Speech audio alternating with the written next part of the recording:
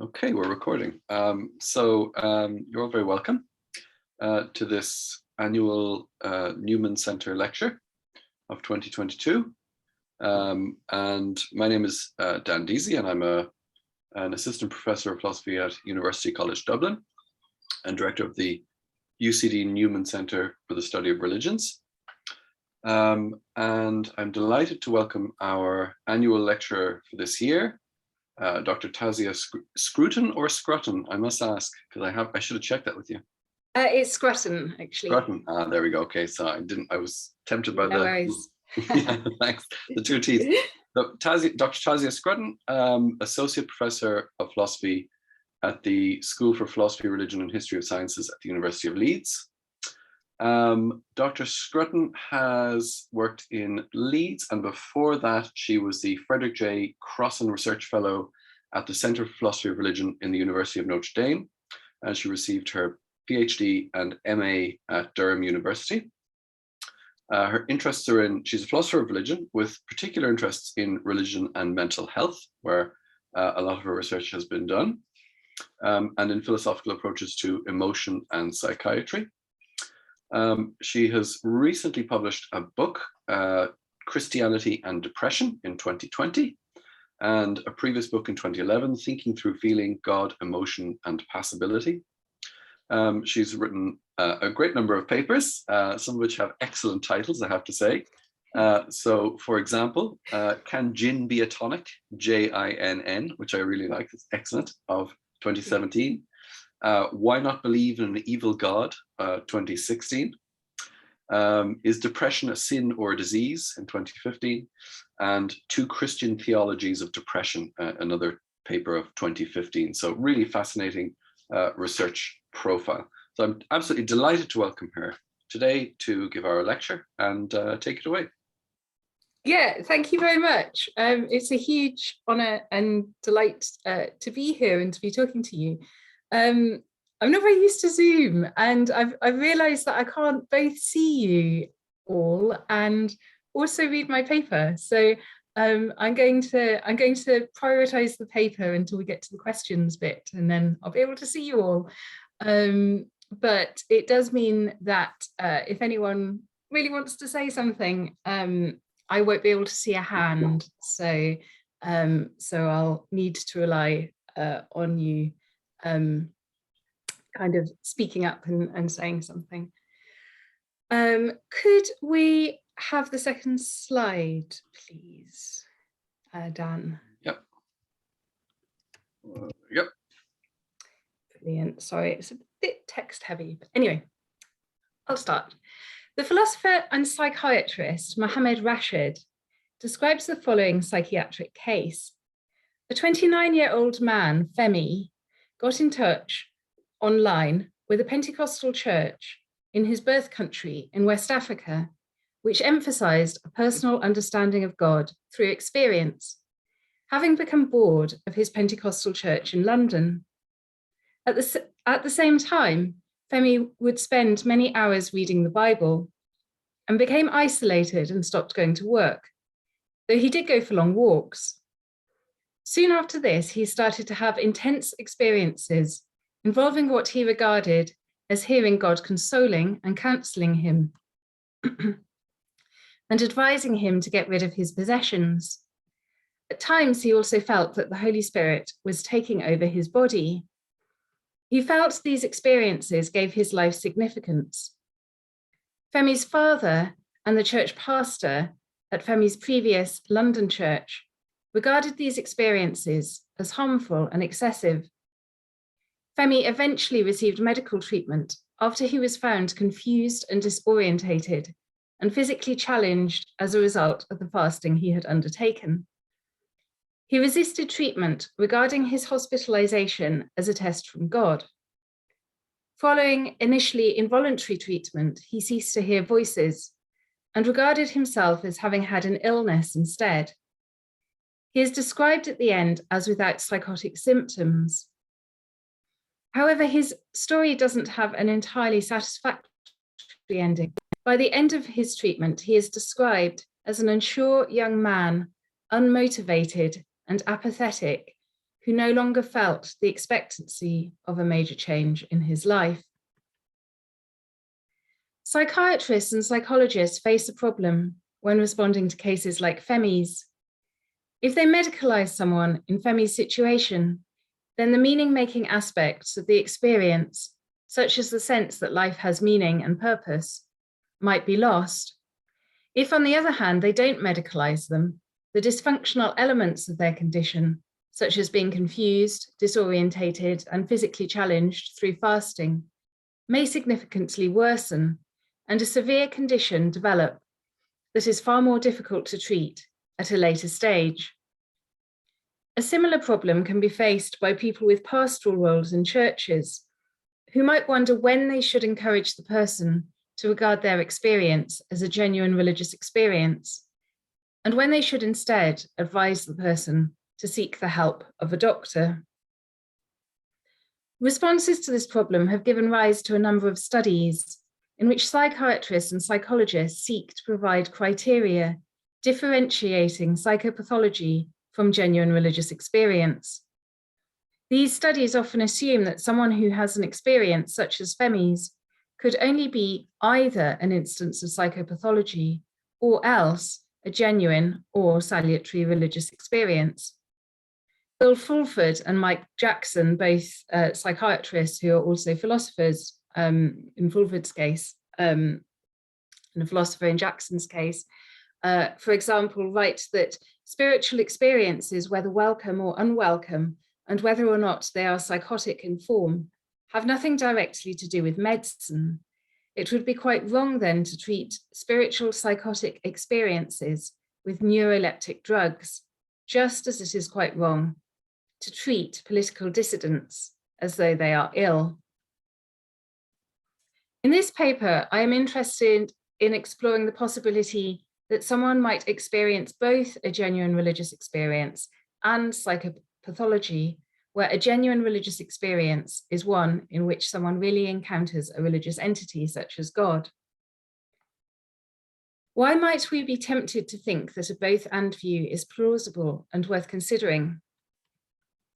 One reason is that William James, the grandfather of current philosophical debates about psychopathology and religious experience, seems to suggest a both-and view in his book, Varieties of Religious Experience. James recounts the case of George Fox, the founder of the Quakers, who, visiting Lichfield, hears the word of the Lord telling him to cry out in the streets, "Woe to the bloody city of Lichfield." At the same time, it seemed to Fox as though there were channels of blood running down the street in Lichfield, and that the marketplace was a pool of blood. Following this episode, Fox learned of the martyrdoms that took place in Lichfield following the Diocletian persecution, and interpreted what he saw and heard as referring to these. James seeks to find a middle ground between writing Fox off merely as psychopathological, which he calls medical materialism, and simply dismissing the obvious parallels to aspects of psychopathology, such as hallucination. In order to do this, James suggests that Fox was both a great spiritual figure, where this includes genuine religious and spiritual insight, and also that he was psychopathological. He says, no one can pretend for a moment that in point of spiritual sagacity and capacity, Fox's mind was unsound. Yet from the point of view of his nervous constitution, Fox was a psychopath or détraqué of the deepest dye. This theme, that great spiritual figures are particularly prone to the mental instability that we find in psychopathology, is something that we find throughout James's lectures, The Varieties. For example, later on, James writes, the whole array of Christian saints and heresiarchs, including the greatest, had their visions, voices, rapt conditions, guiding impressions, and openings. So all extraordinary experiences. They had these things because they had exalted sensibility, and to such things, persons of exalted sensibility are liable. To be a great spiritual figure, then, according to James, involves, or usually involves, having a certain kind of sensibility that gives rise to mental instability, including the mental instability that we find in psychopathology.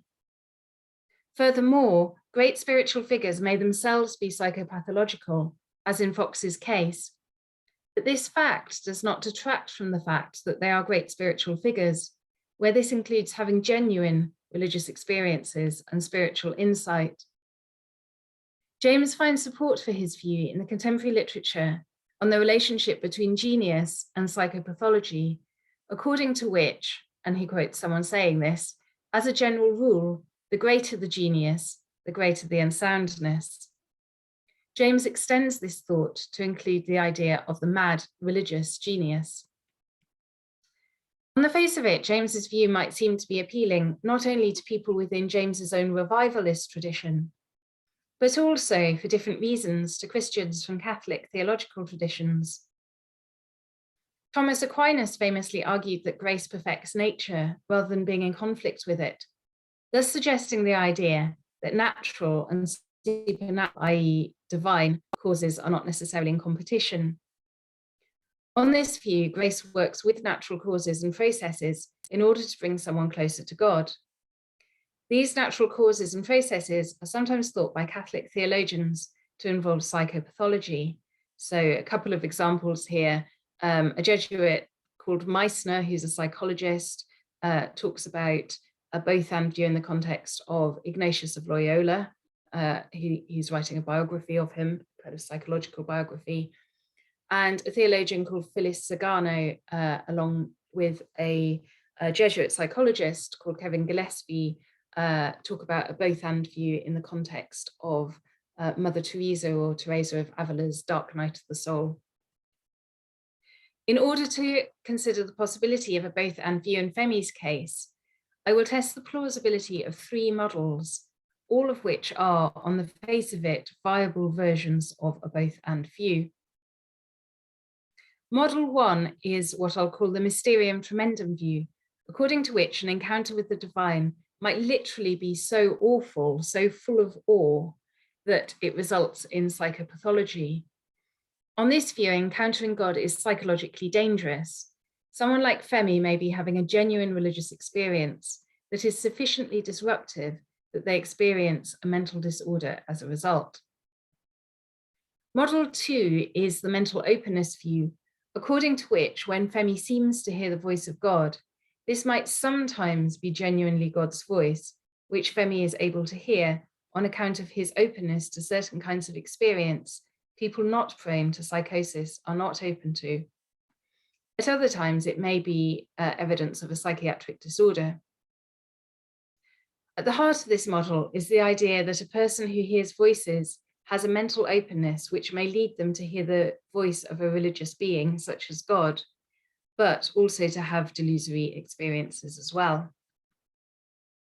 Finally, model 3 is the honeysuckle on a broken fence view, according to which someone might encounter psychopathology for natural biopsychosocial reasons, and that God might use this to draw the person closer to God's self. I will call this the honeysuckle on a broken fence view because the image I want to conjure up is of something beautiful and good, the person drawing closer to God, being somehow supported or at one level of causation, coming about as a result of something dysfunctional and undesirable, such as a broken fence or an instance of psychopathology. I want to test each of these models using a combination of psychological, psychiatric, philosophical, and theological criteria. The theological criteria will be drawn from the Christian tradition. While this may seem a narrow approach to the topic, I think it enables a more nuanced discussion of the theology and precludes sweeping statements about religion and spirituality as though they could be taken as a homogeneous category. A risk with trying to discuss religion in general, as I think some accounts do, is that this can ignore the distinctive elements of different religious traditions, and in attempting to describe all religious traditions, can end up describing none. So by focusing on Christian theology particularly, I'm trying to avoid that. Could we have the next slide, please? Thank you very much. Let's start with model 1. One objection to the mysterium tremendum view can be drawn from a meta-study by Alexander Moreira Almeida and Adair de Menezes Jr. This meta-study points to a significant consensus among psychiatrists and psychologists that salutary religious experience can be clearly distinguished from psychopathology using various criteria. Unlike psychopathology, they argue, salutary religious experience is characterized by an absence of both suffering and functional impairment over time, by the fact that the experience of voice hearing has only a short duration and happens sporadically rather than being invasive, by the fact that the person initially has a critical attitude regarding the reality of the object of the experience and is able to perceive its unusual nature, by the fact that the experience is compatible with the person's background, by the absence of comorbidities, by the fact that the experience promotes personal growth over time, and by the fact that the experience is other-directed rather than egocentric and does not result in the person becoming isolated. And I actually met Alexandre Moreira Almeida last week. He was visiting from Brazil. So I was able to talk to him about this. And he clarified that they're not supposed to be kind of necessary and sufficient conditions. They're more like family resemblances that will help clinician decide whether or not they fall within the psychopathology category or not. Since, as Menezes and Moreira Almeida indicate, psychotic disorders and non-psychopathological religious experience seem to have different characteristics, then we must conclude they can't be identical. Far from an encounter with God causing psychological problems on this view, genuine religious experience would be distinguished from psychopathology by resulting in increased human flourishing, such as growth over time and being other-directed, and would not be characterized by a decline in aspects of flourishing typical of psychopathology, such as suffering, social and occupational dysfunction, and loss of control. Can we have the next slide, please? Thank you very much.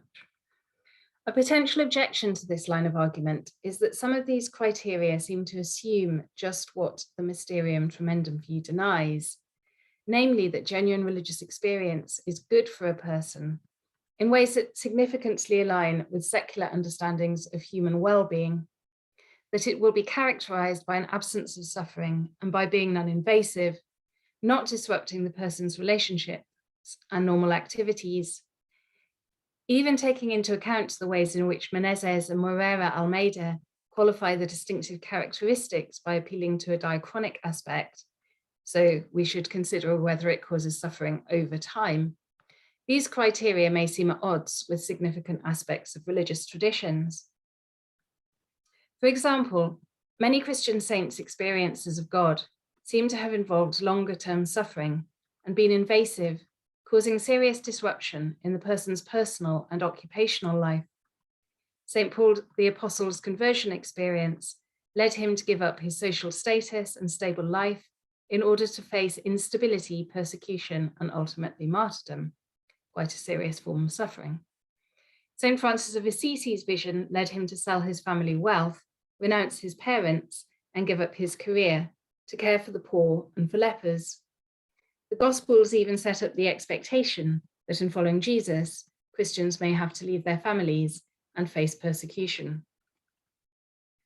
Given this, we may think that the Mysterium Tremendum view is correct in suggesting that encountering God, including hearing God's voice, can indeed be dangerous and compromise a person's equilibrium and lead to ongoing instability and suffering. To overlook this fact, it could be argued, would be to flatten some of the more distinctive and challenging aspects of the Christian tradition. This may call into question criteria such as suffering and non-invasiveness, two of Moreira Almeida and Menezes' distinguishing criteria for which there is most support in the psychiatric and psychological literature.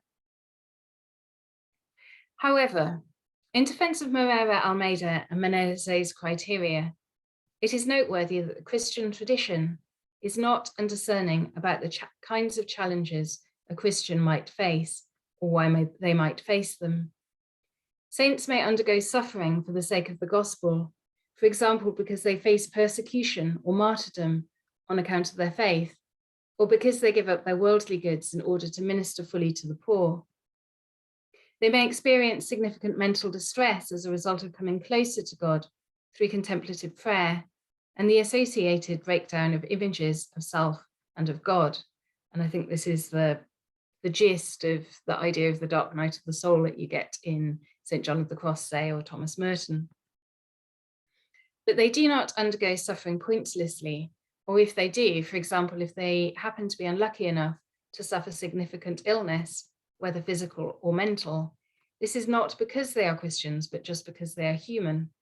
And then their saintliness may lie rather in the way they respond to it than in the fact that they have it in the first place. So, for example, I think the way Saint Therese of Lisieux or Saint Alphonse are often depicted are good examples of that the person just happens to be ill, but the way that they respond to it is particularly praiseworthy. To assert that God would communicate in such a way as to cause someone schizophrenia seems to be inattentive to the way saints suffered and the reasons they suffered. While there might be scope for nuancing some of Menezes and Moreira Almeida's criteria then, and while they need to be taken in conjunction with the other criteria, we should not, I suggest, take these criteria off the table when we come to consider whether something is psychopathological or might instead be a genuine religious experience. Moreira Almeida and Menezes' study speaks against the mysterium tremendum view because it indicates that people experiencing mental illness on the one hand and people encountering God on the other will typically have very different qualities to their experience. This does not seem like conclusive proof against the mysterium tremendum view, since there are clearly still people such as Femi who constitute sufficiently complex cases to faze psychiatrists. Nevertheless, these do seem to be the exception rather than the rule. This conclusion that the mysterium tremendum view is not the most tenable is supported by some theological criteria for discerning when a religious experience is genuine, which centers around what the fruits of the experience are and whether they are characterized by love, hope, and joy on the one hand, or dysfunction and suffering on the other. For example, one spiritual director at an Ignatian retreat center I spoke to says that an apparent religious experience needs to be tested in terms of its context and its fruits. Does it lead to greater holiness, increases of faith, hope, and love? How grounded is this person in the rest of their life? Can they love well and work well? And importantly, is there a practical love of neighbor? The psychological and psychiatric criteria discussed above point to the ways in which clinicians can distinguish psychopathology from salutary religious experience. The Ignatian criteria supplement and partly complement this by pointing to the relationship between an experience being salutary, healthy in particular ways, and it being genuine. The psychiatric and psychological criteria and the theological criteria agree against model one that psychopathology, such as that experienced by Femi, is not a sign of God working in the person's life. Could we have the next slide, please? Perfect, thank you. Let's move on to model two. The mental openness view is sometimes expressed in some New Age and shamanic-inspired spirituality, such as some ayahuasca traditions. For example, in conversation, a minister of a Santo Daime church in Brazil that I visited told me that he discourages people with psychosis from taking daime, that is ayahuasca, during rituals, quote, because their minds are open enough already. On the other hand, he thought the hallucinations arriving from ayahuasca use were helpful for people not prone to psychosis, because in opening their minds, it acted as a spiritual guide and put them in touch with divine reality, achieving the same results as years of prayer extremely quickly. On this view, then, there is an underlying propensity to hear voices or see visions, and this can be pathological, but it can also be spiritually salutary. Although the Santo Daime minister didn't touch on this, the mental openness view might be accompanied by the idea that spiritually salutary experiences relating to mental openness could also include genuine religious experiences. as well as hallucinations that don't track reality, but are religiously helpful or spiritually salutary in some way. I think James is getting at something like this idea when he claims that saints and mystics had extraordinary experiences, quote, because they had extraordinary exalted sensibility, and to such things, persons of exalted sensibility are liable. If the mental openness view were the case, we might expect to see some distinction between different kinds of voice hearing experienced by someone like Femi, with some indicating a genuine divine source and others being hallucinatory, with each perhaps tracking some of the criteria suggested by Menezes and Moreira Almeida. While this is possible, there is a paucity of examples where this seems obviously likely. Cases of illness such as schizophrenia are usually obvious because the person is usually severely ill and are usually accompanied by loss of touch from reality, dysfunction, and comorbidities that permeate the whole of that person's experience. The overall direction of travel is towards disintegration, dysfunction, and loss of touch with reality. While a difficult because ambivalent example, this seems to be true even in Femi's case, since his experience makes him confused and disorientated, suggesting suffering, loss of function, invasiveness, lack of insight, questionable compatibility with cultural background, and impairment in everyday life. The mental openness view is difficult to rule out, but I think we should be skeptical of it because of the absence of evidence in the form of probable cases for it. In addition to these psychological and psychiatric criteria, the Ignatian pastoral theological criteria noted above in relation to the Mysterium Tremendum view seem to add further weight to this. Groundedness, for example, which is mentioned as a pastoral theological criteria by the Ignatian retreat guide, is a diachronic characteristic rather than one that might be there 1 minute but gone the next. I think we would struggle to call that groundedness. On a mental openness view, we would expect to see someone be grounded at one time but not at another. This makes little sense in terms of what we generally understand groundedness to be. Are there additional theological reasons for rejecting the mental openness view? Perhaps. The mental openness view might be accompanied by ideas such as that one can bypass years of prayer by taking certain substances. This idea may smack of cheap grace, to use Bonhoeffer's phrase, to people from Abrahamic traditions, and may be a further theological reason for skepticism about the mental openness view. Finally, I want to turn to model 3, the honeysuckle on a broken fence view. Thank you. According to one strand of psychology called posttraumatic growth theory, there is some reason to think that brokenness itself can constitute fertile ground for personal, including spiritual growth.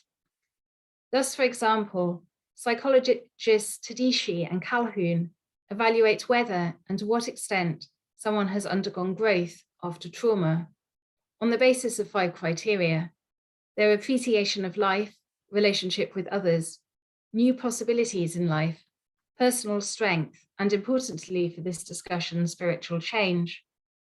Experience of severe mental illness involving psychosis is a significant cause of trauma, and preliminary studies suggest that people who have experienced severe mental illness involving psychosis can experience post-traumatic growth, and that post-traumatic growth is mediated in part by meaning making, such as the meaning making that can be conveyed by religion. The psychological literature on post-traumatic growth therefore indicates spiritual change is possible as a result of severe mental illness such as psychosis. However, it does not tell us whether a person's religious experience is genuine, something beyond the remit of psychology, I think, but only whether it is salutary. We need to turn to theology to consider whether such an experience might also be genuine, and so to test model 3 against theological as well as psychological and psychiatric criteria. While Model 1 seems to rely on the theologically problematic idea that either suffering is good or else that God creates or causes evil, Model 3 can appeal to the more theologically promising idea that God brings good out of evil. This idea is central to the Christian tradition. For example, the ancient theme of Felix Culpa holds that sin is both an evil in itself and also something through which God works in order to bring about a greater good, namely the incarnation. Far from conflating good and evil, this motif shows that God is ultimately victorious over evil, and that God also uses evil precisely to bring that victory about. We see this also in the way that Jesus' crucifixion and resurrection is portrayed. The crucifixion is and always should be regarded as an evil, the torture and execution of one person by others as a result of political expediency and a concern to preserve the status and power of the elite. In short, in Christian terms, as a result of human sin. The resurrection both brings about and also shows us God's victory over the forces of evil. As the theologian Edward Schillebeeckx puts it, human beings, not God, prepared the cross for Jesus, though God did not allow himself to be checkmated by it. Suffering then remains evil, but God uses it to bring about a greater good. Proponents of Model 3 would regard psychopathology, something that involves suffering and dysfunction, as an evil, a privation of the good rather than something caused or created by God. Nevertheless, they might think that God can bring about something good out of it. Indeed, drawing on the post-traumatic growth literature, they may think there is something about brokenness itself that is particularly conducive to spiritual growth, which includes genuine experience of God. This analysis suggests that there are some psychological and theological reasons for preferring Model 3 to Model 2 or 1. In so doing, it affirms one version of a both-and account of psychopathology and religious experience. The narrative Model 3 suggests for cases like Femi's is that a period of mental disorder involving psychosis should not be understood from resulting from an extraordinary encounter with God. However, it might be that Femi's experience of illness could go on to bring him closer to God, and thus may become part of a genuine religious experience. Femi believed his religious experience lay in genuinely hearing the voice of God, and it is tempting to make this the focus of discussions about this topic. However, according to Model 3, Femi was probably mistaken about this, though he wasn't mistaken about the fact that God was in some sense communicating with him. It is tempting to focus on extraordinary experience such as voice hearing in relation to religious experience, but Femi's case highlights that religious experience is often much more ordinary than this. Before I conclude, one objection to my argument needs answering. Part of the force of the Femi case, I think, is that Femi seems reminiscent of the stories of saints and mystics who had extraordinary religious experiences, such as hearing voices or seeing visions, in everything except that their religious and cultural context was supportive, whereas Femi's was not. Perhaps Femi would have been a modern-day mystic, a modern-day saint and mystic, were it not that his interpretation was pathologized rather than validated. Model 3 seemingly fails to do justice to that possibility. In addition, it might be objected, if we consistently applied Model 3 to saints and mystics who heard voices or saw visions, we would have to admit that they were in fact mistaken about the genuineness of their experiences. Even if we accept that these experiences brought them closer to God, in keeping with Model 3, this interpretation diminishes much of the saints' and mystics' credibility, since the authority of their words derives in part from the perceived authenticity of their experiences of God. This worry is misplaced, since when the saints who report visions and voices speak of these, they seem to be speaking, for the most part, about concepts, or else imagining voices and visions in the mind's eye.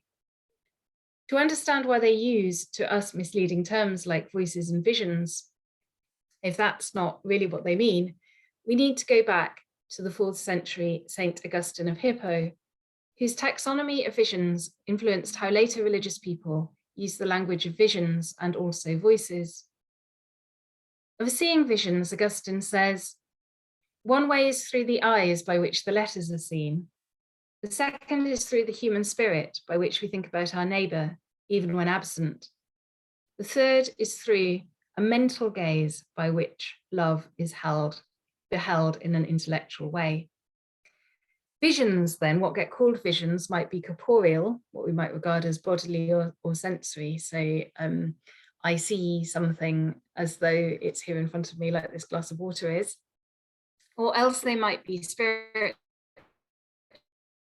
and call it imaginative.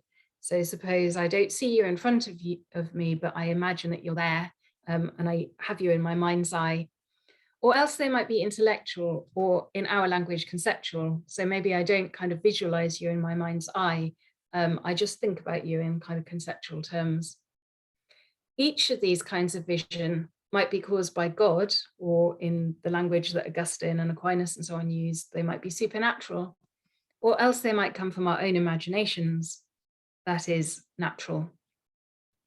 Thus, a natural spiritual vision, for example, might be one in which someone imagines, perhaps for devotional purposes, being part of a crowd during one of Jesus's miracles. A supernatural spiritual vision, on the other hand, is one in which this image is given in the person's mind by God, rather than produced by the person's imagination. This broader conception of visions and voices is significant because it is easy to misunderstand the mystics when they speak of visions, including their own visions, and to think they are referring to the corporeal kinds of vision. In fact, when describing their own supernatural experiences, mystics most often seem to be speaking of spiritual or intellectual visions, and not visions seen with the bodily senses. To take one example, Saint Teresa of Avila's visions and voice hearing, which seem to have made James think that she had corporeal visions, seem not to have been bodily or corporeal, but a combination of spiritual and intellectual ones. In her autobiography called My Life, Teresa is clear that the words are very explicit, but are not heard with the bodily ears. In relation to her visions, she says, I never saw this vision nor any other with my bodily eyes. In addition, Teresa is cautious of corporeal visions and locutions and suspicious of reports of them.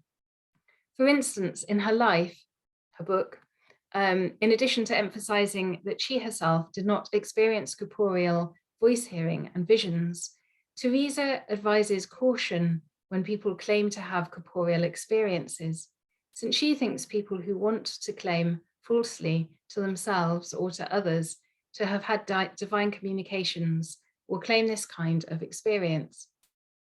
In another book by Teresa called The Interior Castle, Teresa raises the possibility that a locution, which is a fancy word for a voice hearing, could be illusory, and that the illusion may be connected to what we now call mental illness. Here she says, sometimes and often the locution can be an illusion, especially in persons with a weak imagination or in those who are melancholic. I mean, those who suffer noticeably from melancholy. Now, melancholy is often regarded as an older word for depression, but actually it's a rather broader term. So we can take it to mean most kinds of mental illness, what we'd now call mental illness. Teresa advocates a compassionate approach to people who suffer from melancholy and claim to have supernatural locutions. The spiritual advisor should not do anything, quote, that is distressing or disturbing to a soul, because truly the soul can't help it if these locutions come. This compassionate approach includes not putting too much emphasis on the experiences or making a big deal out of them. In one intriguing and highly significant passage, Teresa writes, in my opinion, no attention should be paid to these persons who claim corporeal locutions, even if they say they see and hear and understand. But neither should one disturb these persons by telling them that their locutions come from the devil. One must listen to them as sick persons. The prioress or confessor to whom they relate their locutions should tell them to pay no attention to such experiences. that these locutions are not essential to the service of God, and that the devil has deceived many by such means, even though this particular person perhaps may not be suffering such deception. This counsel should be given so as not to aggravate the melancholy, for if they tell her that the locution is due to melancholy, there will be no end of the matter. She will swear that she sees and hears, but it seems to her that she does. So I think it's interesting advice to unpick here, that the kind of pastoral approach that Teresa is advocating is one that doesn't necessarily say that the voice or the vision doesn't come from God, but where the importance of it coming from God is downplayed rather than it really being focused on. Even if the locutions are in fact from God, this cautious approach is to be preferred, since according to Teresa, a person grows even when tested. Therefore, whether they are from God or not, it is best to put little emphasis on extraordinary experiences, such as corporeal locutions and visions. In this, Teresa is broadly representative of at least the Catholic strand of the Christian tradition. I think you get a different view if you looked at the Pentecostal strand, for example. This is significant for this paper because it suggests that we need not worry that in regarding his voice hearing as pathological, we are failing to do justice to the possibility that Femi was a modern-day mystic. Conversely, it does not seem that we risk diminishing the credibility of significant figures in the Christian tradition by adopting Model 3, since the mystics' experiences were normally of a different, i.e. non-corporeal kind. We can come on to discuss that later. There are a few exceptions. Julian of Norwich, for example, seems to have a corporeal vision of the devil, but it's in the context of her being very ill, her having fever and delirium. And the things we might want to say about the devil are different from the kinds of things we want to say about God. So broadly speaking, the mystics' experiences in the Christian tradition of God and of Jesus are of a non-corporeal kind. Could we have the final slide, please? Thank you very much. In conclusion, I have argued that a both and account is plausible and that there is reason to prefer Model 3 to Models 1 and 2 in cases such as Femi's. So I'm saying yes to a both and account, but maybe you might think it's quite a deflationary kind of both and account that I'm offering.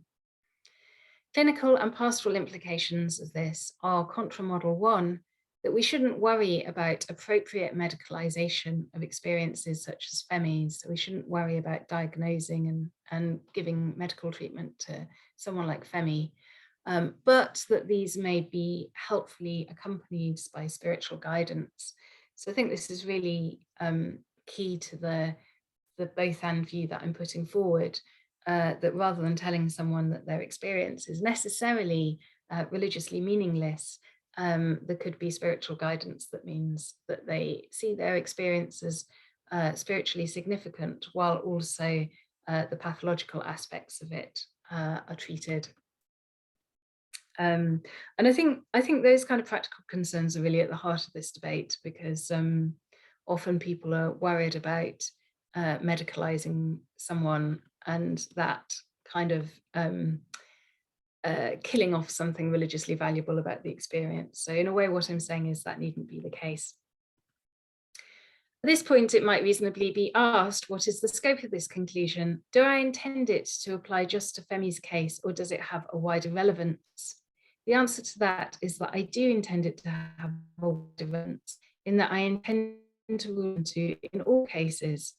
And I think Model 3 will apply to cases that are Femi-like in relevant respects. These respects include that the experience seems pathological in certain ways.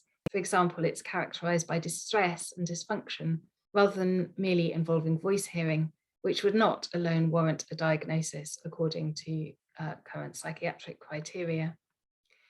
The relevant respects also include that the experience seems to have at least potentially religious meaning that is broadly consistent with the Christian faith.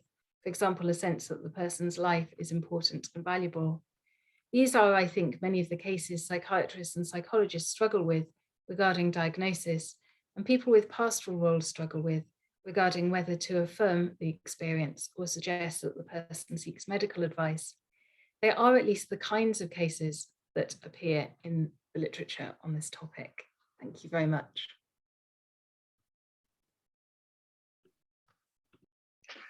Thank you, Tasia. That was excellent. Thank you very much. I'm going to stop sharing now. There we go. And I'm going to invite our attendees to either raise your hand, which you can do by looking at the bottom of your screen, or type your question into the Q&A function, also at the bottom of your screen. And in the meantime, I'm going to kick off taking advantage of my position as chair. I'm going to ask the first question, if that's okay. Yeah, so thank you very much for talking. Really fascinating. I've been just thinking about it, everything you've been saying, just trying to think about the different models. I thought your argument was very persuasive. I'm trying to imagine, in the way philosophers do, a kind of worry about the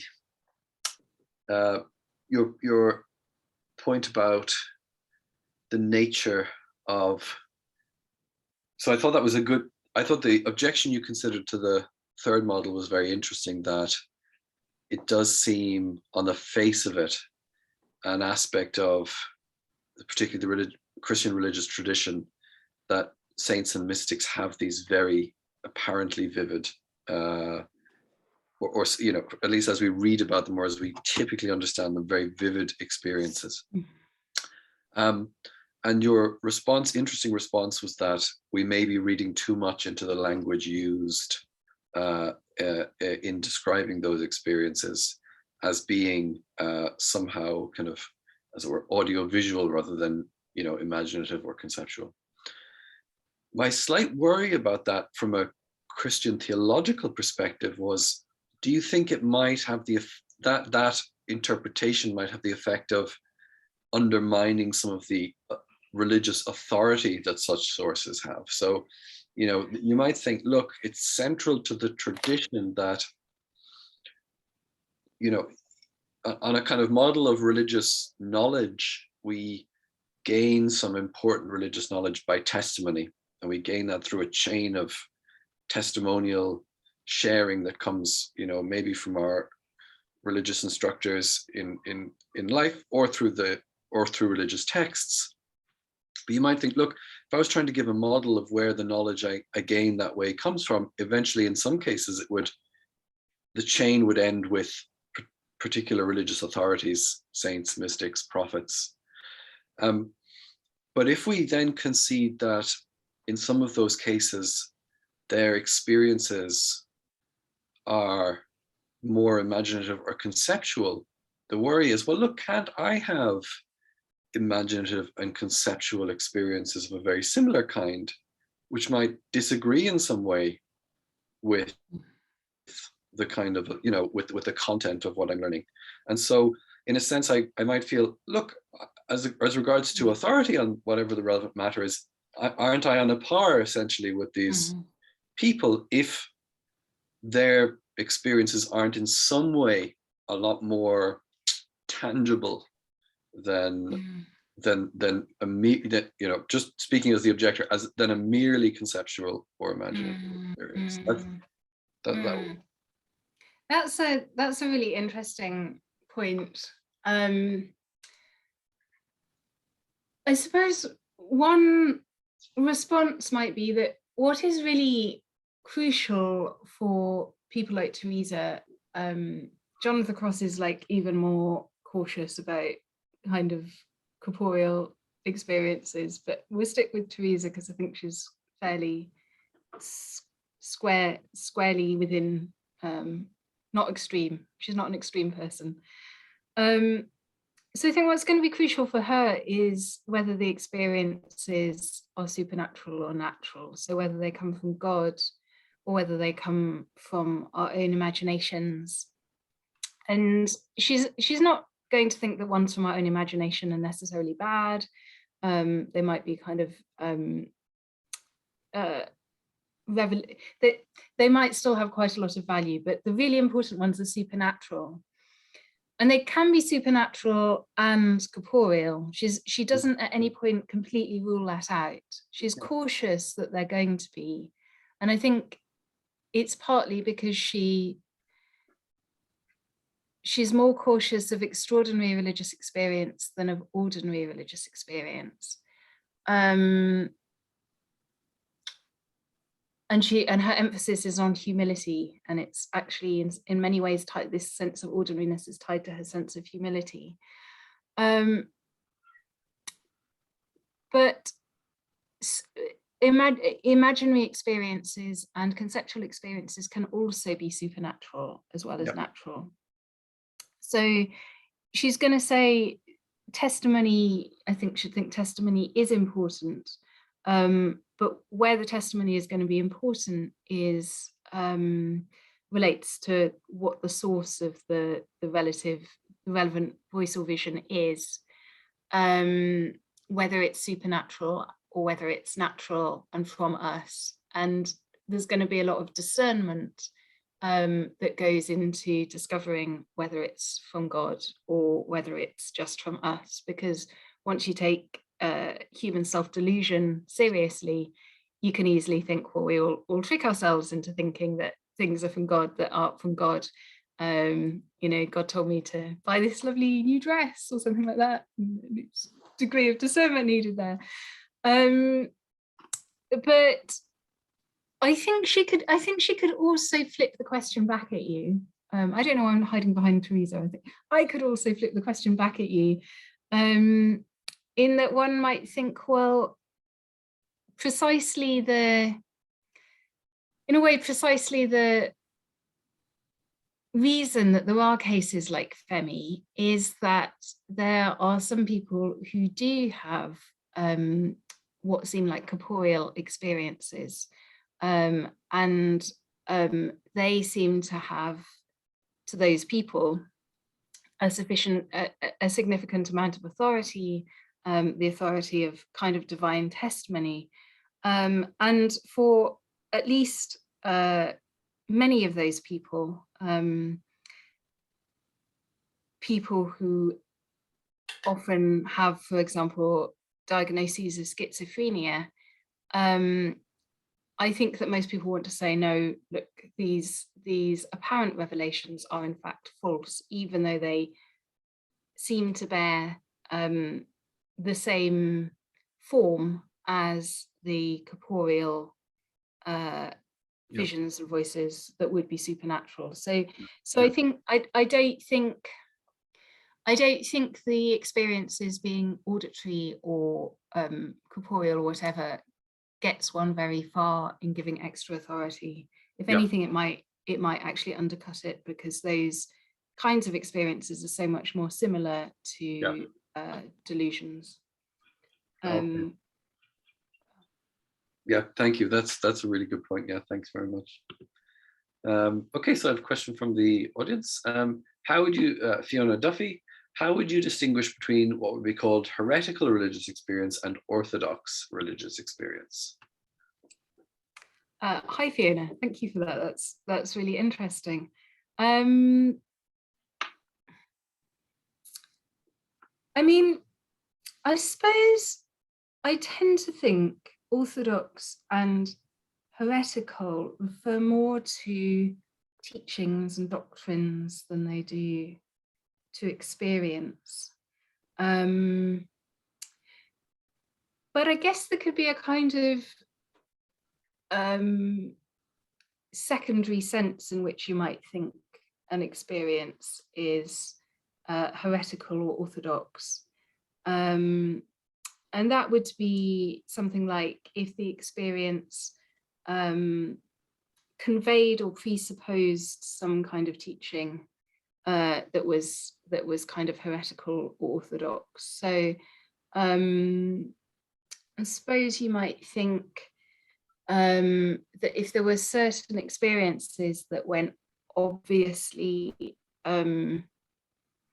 against core Christian teachings, maybe ones that said, well, God is not actually loving, God is evil, to use my evil God example, then you might think I don't think you'll quite say that the experience is heretical, but you might think, well, the teaching is heretical, and because of that, the experience is suspicious. We would want to raise a question about whether the experience really comes from God in that kind of case. Does that answer the question a little bit, or do you want to ask me a little bit more about it? I can give you the, hold on, Fiona, you can speak now if you want. I've given you the the power of speech. So if you want to turn your microphone on, you can ask your question or follow up. It's not actually Fiona, that's my wife. Oh.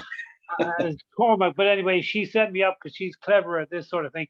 I'm thinking sort of either sectarian, some sectarian experiences, or various groups you can think through the ages, which obviously had experience, including, if you can say, Muhammad, but also to Joseph Smith and various other people, and right up to the modern times, some of the ones that have, self-suicide and all that. But they would claim a religious experience. But I enjoyed what you said about we do need orthodoxy, because without it, you can't say anything is genuine or false. You need some other guide.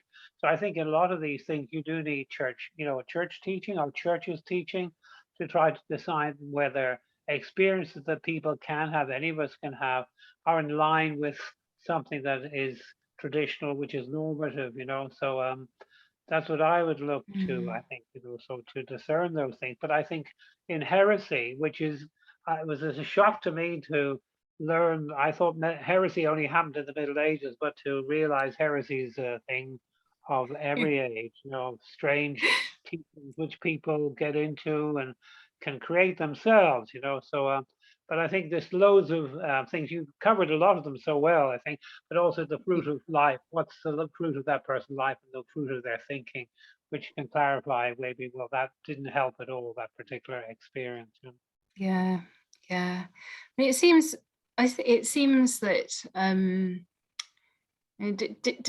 discernment seems like not a simple or straightforward case, right? And often it's something that's done over time with a spiritual advisor or something like that, about whether an experience, what to make of an experience.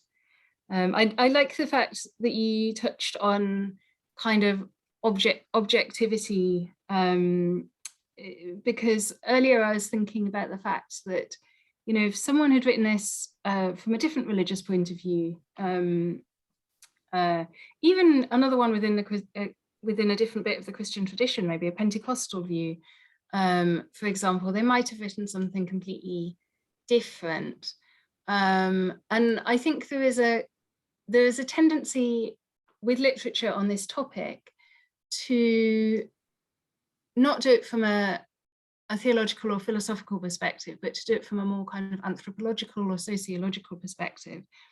One of the things that you get within the DSM, the psychiatric manual of different criteria that help clinicians diagnose people, is that if an experience is part of that person's religious tradition, then you should think very carefully about whether to pathologize it or not.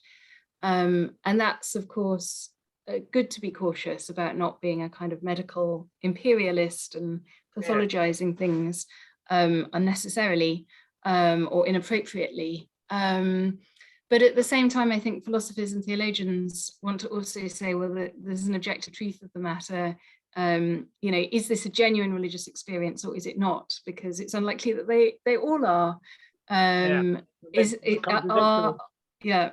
So I think there was quite a lot of kind of normativity built in to this paper, and I gave this paper last week to a load of psychiatrists, and they were very surprised by this normativity. Not displeased, but But it's hard to see. I don't know if you can hear me, but in most subject areas we have normal things. Like I study music, and the middle C is middle C. You can't think it's another note.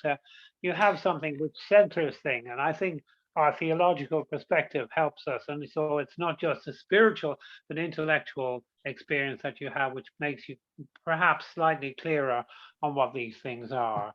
But Yeah. I think we do need guidelines, otherwise we can believe anything. I mean, we do these days, QAnon in America and all these crazy things that people believe, and they believe they're sort of inspired, so help. Yeah, thank you for that. For what you do. Thank you for both of you, what you're doing. I've enjoyed listening to it. It's not my area. My area is notes, but I've enjoyed That listening sounds really to you. good. Thank you, Cormac. Yeah, thanks for coming along. Thank you.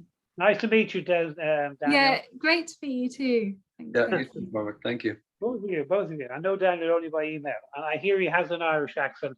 And can I ask you, nothing to do with this, are you connected with Dungarvan at all? The DC's in Dungarvan? West Cork, not Dungarvan specifically. Yeah, the DC's, we knew Austin DC was an MP, I think, down there. Yes, that's right. Yeah, not a relative of mine. I don't think. Well, probably. Okay, I'll leave that because you have more important things to talk about. Thank you. Thank you, Cormac.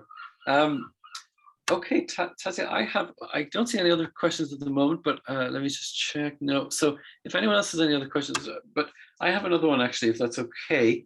So I was really interested in your final comments about the third model, and how I thought it was really nice how you talked about, and with reference to St. Teresa as well, but the idea of on the third model, one can medically treat mental, cognitive disorder or pathology, but then the model would encourage us to have a kind of openness, or draw attention to a kind of openness to spiritual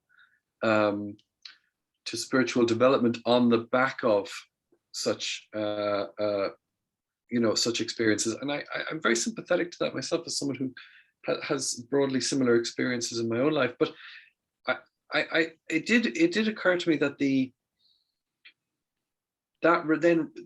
that spiritual awareness or development, in practical terms, how would you envisage that playing out? So I suppose this slightly relates to Cormac's question, because you at the start of the talk rightly said that it's clearer in many ways to approach this topic from within a given religious tradition. But when you're dealing with people in a practical sense with mental disorders, you might not want to, of course, treat that spiritual guidance will have to, in some sense, be quite inclusive. I mean, or it will have to, or the person will have to, as it were, go, find some way within their own tradition to gain that sort of spiritual guidance. So I just wondered about the practicalities of that. I agree with you, but it seems like the inclusivism and ecumenicalism, as it were, will have to come back in strongly there in a practical sense. That's true. Yeah. No, that's a good point. I mean, so I suppose I'm thinking that sometimes in psychiatric hospitals you get a mental health chaplain who speaks to people's spiritual needs. Sometimes when funding is better than it usually is these days, you get a team of mental health chaplains. Or you get psychiatrists or mental health nurses who call on local religious leaders or people with pastoral roles in religious communities to come and talk to someone from that particular religion. Now, whether and not only that, but that particular kind of strand of that religion. Now, whether that's practicable most of the time, in most cases, I just don't know. My sense is that from talking to psychiatrists, for example, that it's something they would like to do a lot more. It's something they would like to see more of. especially since an amazing number of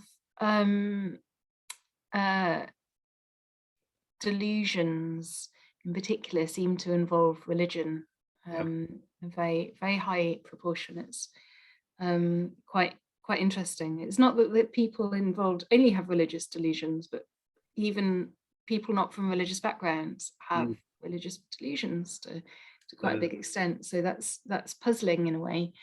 But given that the involvement of people with pastoral roles in religious communities could be an extremely helpful thing, I think. And I think it was interesting that kind of looking at the Jesuit retreat leader, that they weren't saying the same thing as the psychiatrist, but there was a degree of you think they kind of get on, right? they wouldn't be talking totally at cross purposes with each other. So it's not the case for the most part that psychiatrists have any reason to be cautious about engaging religious leaders. Of course, there are situations like those mentioned where there are some kind of very problematic religious traditions involving people being persuaded to kill themselves and so on. And obviously that's kind of quite an extreme case. But in the majority of cases, I think kind of groundedness is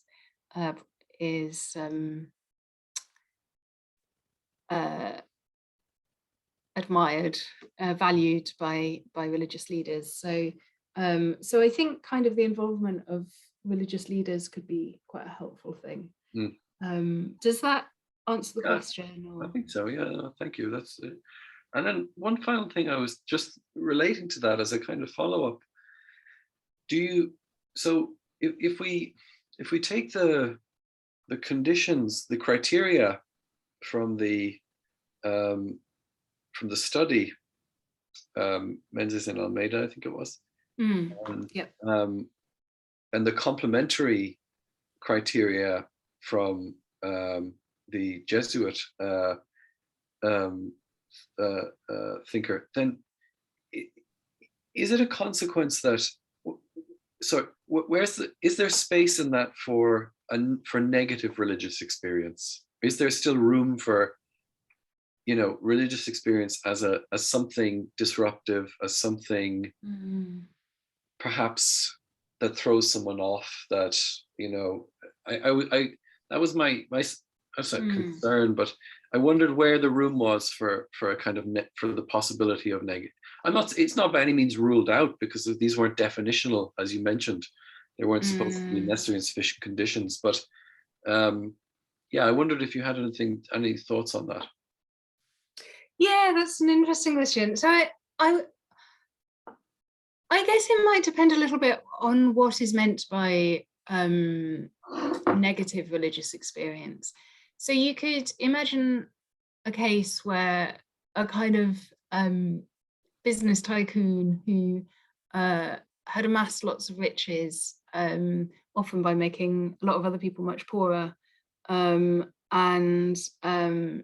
had lots of workers but treated them really very badly, had a religious experience which they experienced as very negative, because it kind of said, I'm God and I don't expect you to be doing this anymore.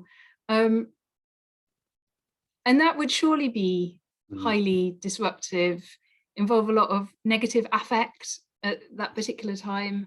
And I don't think one would want to rule out that as a possibility. Yeah. On the other hand, I guess, and again, this is a difference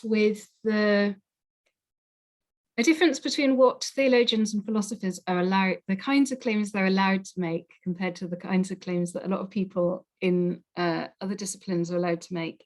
That you can make claims about objective human flourishing. It's actually good to be a good person. That is part of what human flourishing is. And I remember a psychologist saying to me, one thing they learned at a kind of conference for psychologists and philosophers one of the biggest differences, but that they really wish they could kind of take away with them, was that they didn't feel they could make claims about objectively what it is, what human flourishing is. It always had to be, well, it's whatever this person thinks it is, or something like that. And they were like, I really don't actually think that.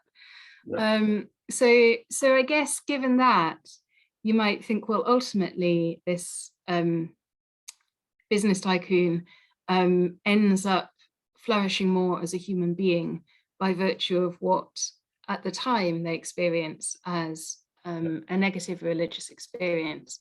So I definitely want to keep that open as a possibility. On the other hand, you might think things like,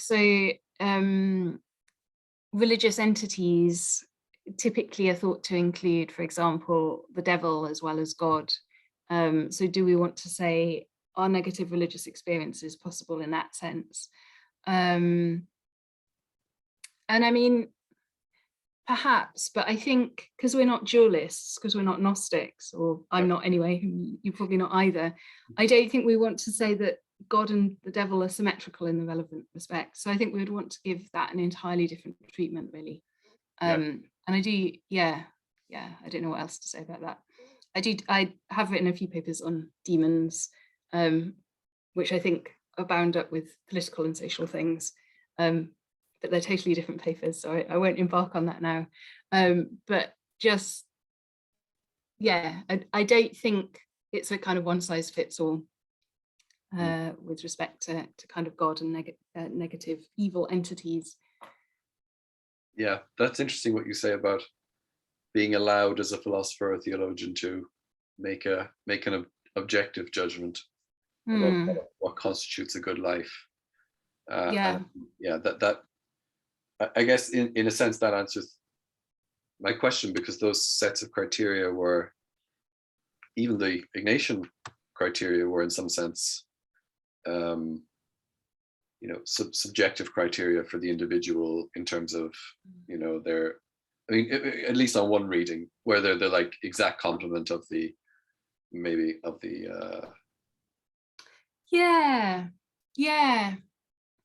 That's interesting.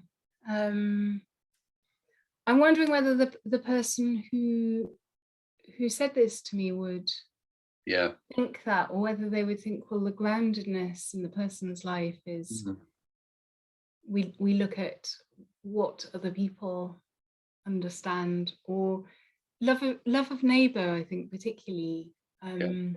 So it's not all personal transformation, it's actually, well, here is how this is played out in the life of the community, or in terms of social and political action or whatever.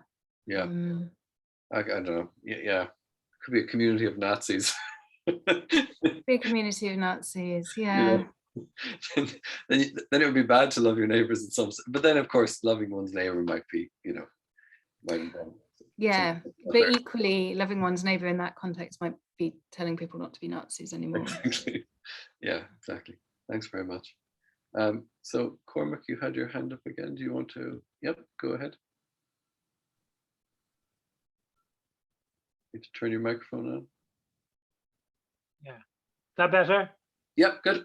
Okay. I was just thinking, listening to you, buy their fruits, you will know them. Just to quote the scriptures, what you were talking about just now. However, what I want to ask is not quite something that Daniel knows about. I just want to ask you, maybe both, and I've never met Daniel before, but we've corresponded. Here we are, sorry, it's my bugbear. In the Irish universities, I was at UCD. There is no theological teaching, and there hasn't been since 1908. And in the two other NUI colleges, Cork and Dublin, there's never been, that I understand, any theological teaching. Would you regard that as something that's a little bit not quite correct? We don't have any theology in the National University of Ireland. Does that strike you as strange?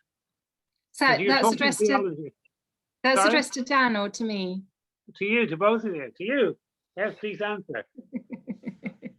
I think we better turn off the recording function if we're going to answer that. I don't think I can sweep in from England and give an opinion on that. Thanks, Cormac. Yes. Obviously, I think teaching theology is a very good thing. A very positive thing, yes. And a university is certainly richer with rich with a theology department. I think that's not a controversial thing to say. Well, in that case, I will say thank you very much. With your permission, I'll share this recording on the Centre website. I know there are a lot of people who do tend to catch up with these on the recordings as well. So I'll be very grateful if I can share. Absolutely, yeah, do, and I hope they enjoy it. Yeah, thanks so much. Thank you. Yeah, I really appreciate it. Thank you very much for an excellent paper. Oh, it's been great chatting to you both. Yeah. Take care. Thank you. Bye. Bye-bye.